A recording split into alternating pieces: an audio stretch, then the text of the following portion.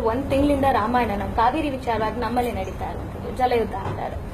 ಏನ್ ಹೇಳ್ತೀರಾ ಕಾವೇರಿ ವಿಚಾರವಾಗಿ? ಇದು ಪರಿಹಾರ ಕಂಡುಕೊಳ್ಳುತ್ತೆ ಅಂತ ಅನ್ಸುತ್ತಾ, ಅಥವಾ ಸುಪ್ರೀಂ ಕೋರ್ಟ್ ತಪ್ಪ, ಅಥವಾ ಹಠ ಹಿಡಿದಿರೋದು ಯಾವುದು? ಕರ್ನಾಟಕನ, ತಮಿಳುನಾಡ, ಏನ್ ಅನ್ಸುತ್ತೆ? ನಟ, ನಿರ್ದೇಶಕ, ನಿರ್ಮಾಪಕ ಪ್ರಕಾಶ್ ರೈ ಇದೊಳ್ಳೆ ರಾಮಾಯಣದ ಬಗ್ಗೆ ಮಾತಾಡ್ತಾ ಇದೀವಿ, ಸಿನಿಮಾದ ಬಗ್ಗೆ ಮಾತಾಡ್ತಾ ಇದೀವಿ.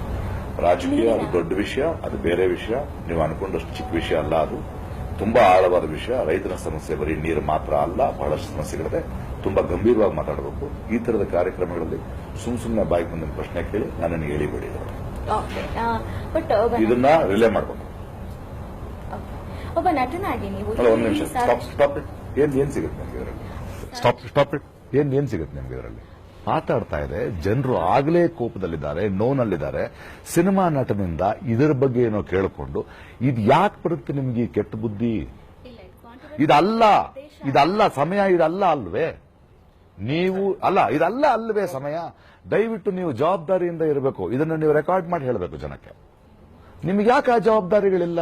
ಬಾಯಿಗೆ ಬಂದಂಗೆ ಯಾಕೆ ಕೇಳ್ತೀರಿ? ಯಾವ ಸಂದರ್ಭದಲ್ಲಿ ಯಾವ ಪ್ರಶ್ನೆ ಕೇಳಬೇಕು ಅನ್ನೋ ಒಂದು ಬೇಸಿಕ್ ತಾಳ್ಮೆ ಇಲ್ದಿದ್ರೆ ತಪ್ಪಲ್ವಾ ಅಮ್ಮ ಮಾಡೋದು? ನಾನೇನ್ ಪಾಪ ಮಾಡಿದ್ದೇನೆ ನಿಮಗೆ? ಅಲ್ಲ, ಯಾಕೆ ಹೇಳಿದ್ದೀರಿ ಅನ್ನೋಸಲಾಗಿ? ಯಾಕೆ ಉದ್ದೇಶ ಅಲ್ದಿದ್ರೆ ಯಾಕೆ ಆ ಪ್ರಶ್ನೆ ಯಾಕೆ ಬಂತು ಇದೊಳ್ಳೆ ರಾಮಾಯಣದ ಮೀಟಿಂಗ್ ನಲ್ಲಿ? ನಾನು ಕೇಳ್ತಿರೋದಷ್ಟೇ. ನಿಮಗೆ ಯಾಕೆ ಬೇಕು? ಅದು ಯಾಕೆ ಇಲ್ಲಿರುವಂತ ನಟರು ಅಲ್ಲಿರುವ ನಟರು ಯಾಕೆ ಬೇಕು ನಿಮಗೆ? ಎಲ್ರೂ ನಟರೇ, ಎಲ್ರೂ ಮನುಷ್ಯರೇ. ಸಮಸ್ಯೆ ಬೇರೆ ಇದೆ, ನಮ್ಮೆಲ್ರಿಗೂ ಗೊತ್ತದು. ಯಾವ ಚಾನೆಲ್ ಇದು? Never come to me again. Controversy ಬೇಕಾ ನಿಮಗೆ?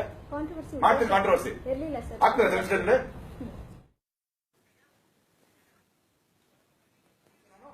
ಹೇಳ ನಿಮ್ ಕಾಂಟ್ರವರ್ಸಿಗಳ ಬಗ್ಗೆ ನಾನು ಉದ್ದೇಶ ಇಲ್ಲದ ಯಾಕೆ ಬರುತ್ತಾ ಪ್ರಶ್ನೆ? ಜವಾಬ್ದಾರಿ, ನನ್ನ ಜವಾಬ್ದಾರಿ ಬಗ್ಗೆ ನೀವು ಮಾಡೋದು, ನಿಮ್ ಜವಾಬ್ದಾರಿ ಬಗ್ಗೆ ನಾನು ಪ್ರಶ್ನೆ ಕೇಳ್ತಾ ಇದ್ದೀನಿ. ಯಾವಾಗ ಕೇಳಬೇಕು ಅವಾಗ ಕೇಳಬೇಕು ಪ್ರಶ್ನೆ. ಯಾವಾಗ ಕೇಳಬೇಕು ಅವಾಗ ಕೇಳು, ಅದೇ ಉತ್ತರ ಕೊಟ್ಟಿದ್ದು ನಾನು ನಿಮಗೆ. Not interested.